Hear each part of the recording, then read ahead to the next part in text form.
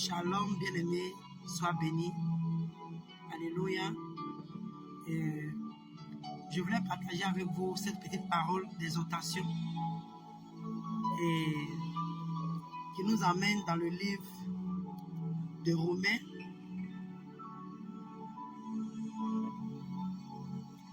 Romains 5 à partir du verset 20. L'apôtre Paul dit: or la loi est intervenue pour que l'offense abondât, mais là où le péché a abondé, la grâce a surabondé. Et bien aimé, j'étais en train de prier et cette parole m'est venue en tête et j'ai commencé à méditer dessus. Et en fait, j'ai commencé à revivre un peu mes temps de où j'étais tombé dans le péché, où à un moment de ma vie j'avais rétrogradé. En fait, il y a beaucoup de choses qui me traversaient, excusez-moi, dans la tête. Et je me posais la question, mais à quoi Paul pensait quand il a dit cette parole? Et la réponse comme ça qui me venait en tête, que toi et moi nous connaissons un peu l'histoire de Paul. Paul qui était un persécuteur de l'église. Par Paul, il y a eu beaucoup de disciples qui ont été tués, tout ça. Et quand j'ai commencé à réfléchir, je me suis dit, mais avec la vie que Paul a menée, où il persécutait l'église, il a fait tellement de choses terribles. On peut dire qu'aujourd'hui, à cause de Paul, il y a eu sans doute des hommes qui sont devenus des veufs. Il y a des femmes qui sont devenues des veuves. Il y a des enfants qui sont devenus des orphelins. Donc je me disais comme ça que, bien aimé, à quoi Paul avait pensé quand il a dit cette parole? Parce que c'est vrai, quand tu lis plus loin, on te parle de la loi, mais bien aimé, il y a quelque chose qui s'est passé dans le cœur de Paul pour que Paul parle ainsi. Et moi-même, j'ai commencé à revivre les films de ma vie, les trucs que je faisais qui n'étaient pas bien aux yeux de Dieu. Et j'étais en train de faire ma repentance. Je demandais pardon à Dieu. Et je me suis dit comme ça qu'effectivement, Paul, sans doute, a regardé un moment de sa vie. Il a compris qu'il a tellement péché. Il a tellement fait du mal. Il a fait pleurer des gens. Il a fait souffrir des personnes. Et avec tout ce qu'il a fait de mal, le Seigneur ne l'a pas abandonné. La Bible dit que sur la route de Damas, c'est là que le Seigneur s'est révélé à Paul pour l'emmener au ministère. Donc, bien aimé, je sais que ce jour-là, Paul a regardé l'amour de Dieu dans sa vie. Paul a commencé à admirer, à contempler l'effort, ce que Dieu a fait pour lui, pour atteindre lui, Paul, pour l'emmener à lui. Et je me suis dit, Seigneur, en fait, Paul n'avait plus de mots à dire. Paul ne savait plus quoi dire. Donc tout ce qu'il avait trouvé à dire, c'est que là où son péché avait abondé, le pardon, la grâce de Dieu a surabondé. C'était fort pour moi. Je ne sais pas comment je vais vous expliquer, mais ça m'a vraiment touché.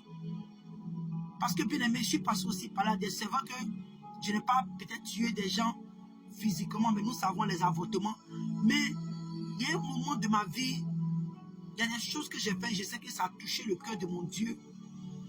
C'était un moment où Dieu me dit non, il n'allait plus m'accepter.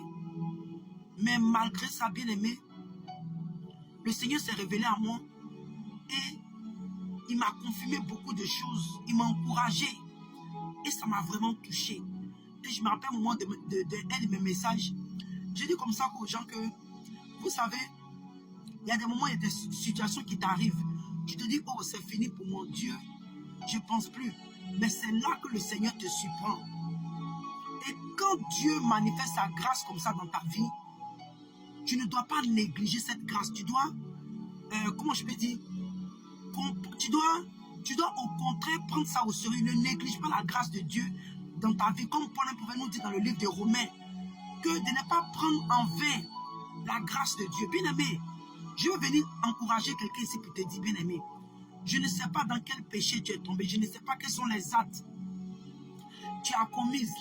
Je ne sais pas ce qui s'est passé dans ta vie. Mais bien-aimé, je viens en ce moment à travers cette vidéo pour te dire, bien-aimé, c'est pas que je vais t'encourager. La Bible nous dit que est-ce que nous devons vivre dans le péché afin que la grâce abonde? Il a dit non, loin de là.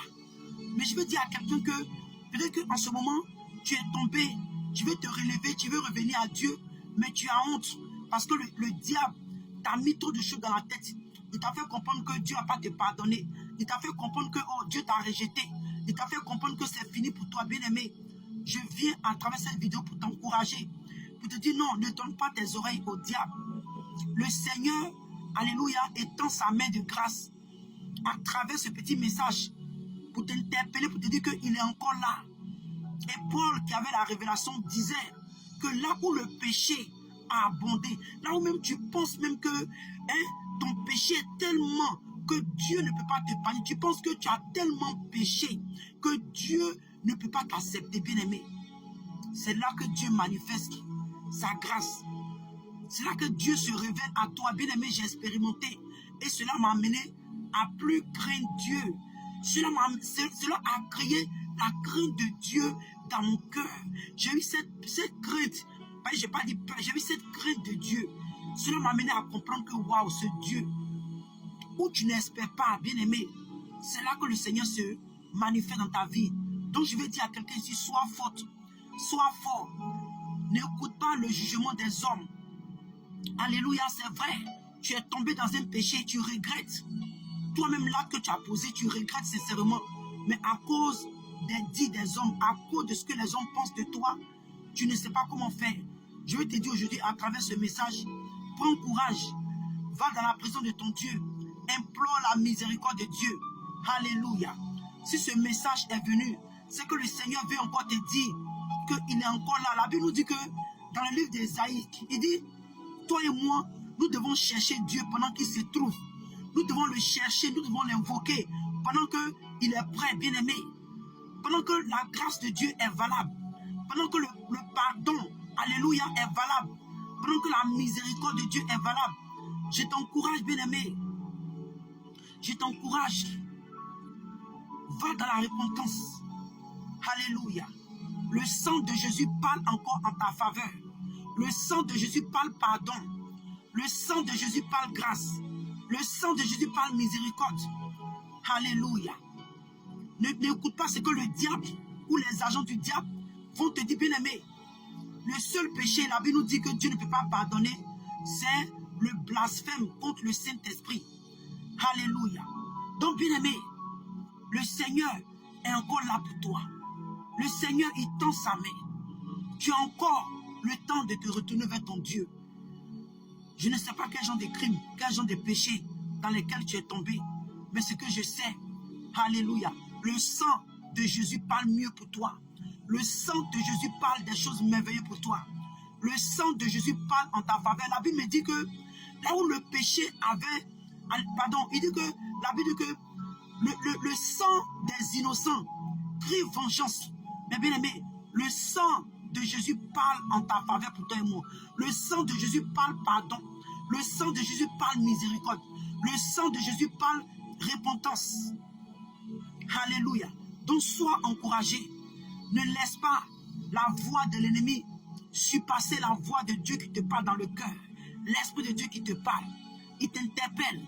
Il t'appelle à lui. Ouvre tes oreilles, dispose ton cœur. C'est ton cœur et dis, Seigneur, je suis là. Fais cette prière avec mon Seigneur. Je viens à toi, papa. Je reconnais que j'ai péché. Je reconnais que je suis tombé. Mais Seigneur, sans toi, je ne peux rien. Aide-moi à me relever. Aide-moi, Seigneur, reconstruis-moi. Restaure-moi, car sans toi, ma vie n'est rien. Seigneur, ne te détourne pas de moi, car si tu m'abandonnes, je péris. Seigneur, mon Dieu, Père, renouvelle mon cœur, lave-moi de tout mon péché. Seigneur, renouvelle-moi et restaure mon cœur, restaure ma vie. Au nom de Jésus. Bien-aimé, sois béni, que la grâce de Dieu te mette sur toi.